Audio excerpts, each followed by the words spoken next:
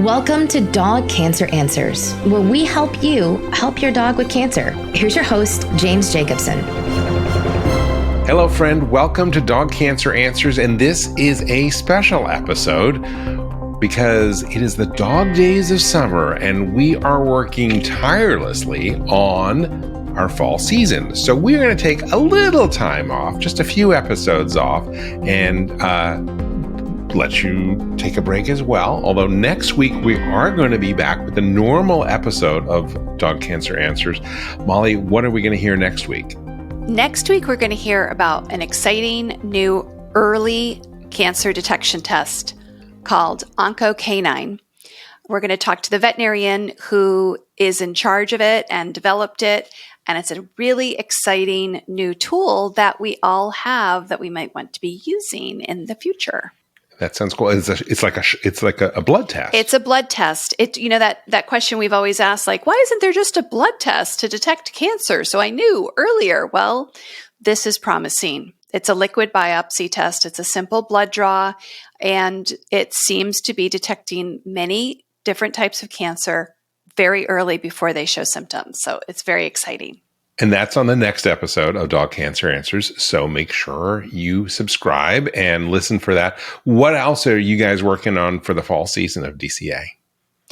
We have a bunch of our favorite kind of show, the question and answer show, where listeners have called in and left questions for our veterinarians to respond to.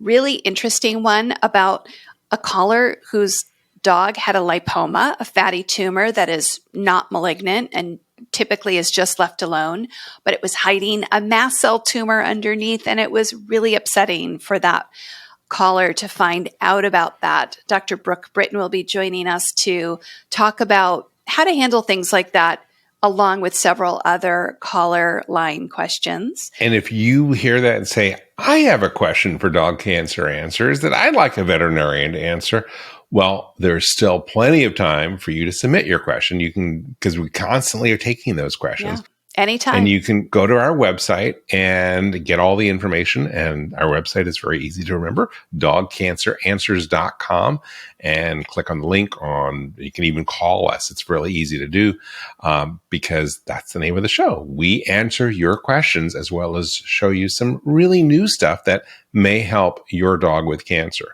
But the whole Dog Cancer Answers team is really working on a bunch of different things, not just our podcast. We have a support community. For those who don't know about that, how does that work, Molly? Well, that's on Facebook, and we have thousands and thousands of members, and they are very active. It's a group that's incredibly active and supportive, so you can join if your dog has cancer. And most of the people in the group have read the book and listened to the podcast, and so they're really, really knowledgeable. They're also warm and helpful, and they are really there for us. We have members in that group whose dogs had cancer 10 years ago, and they're still there helping other people. Incredibly generous, warm, loving community online. That's dogcancersupport.com, or if you're on Facebook already, just search for Dog Cancer Support and you'll see it's probably the first result in the Facebook search groups as a recommendation for you to join that group. Go ahead and join it. We'd love to see you there.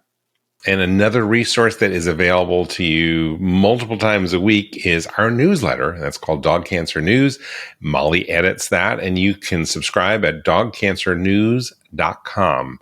So even though it is the dog days of summer, know that we are there to support you and be with you. And I hope you support us by making sure that you subscribe to Dog Cancer Answers in your favorite podcast app or on YouTube.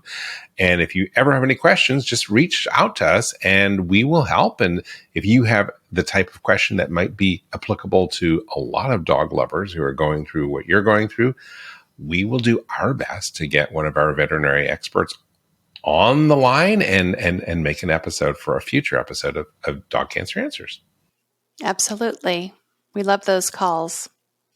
So until next time, I'm really looking forward to the next episode. And we want to wish you and all of your dogs a very warm aloha. I'm James Jacobson. I'm Molly Jacobson. Thanks for listening. Thank you for listening to Dog Cancer Answers. If you'd like to connect, please visit our website at dogcanceranswers.com or call our listener line at 808-868-3200.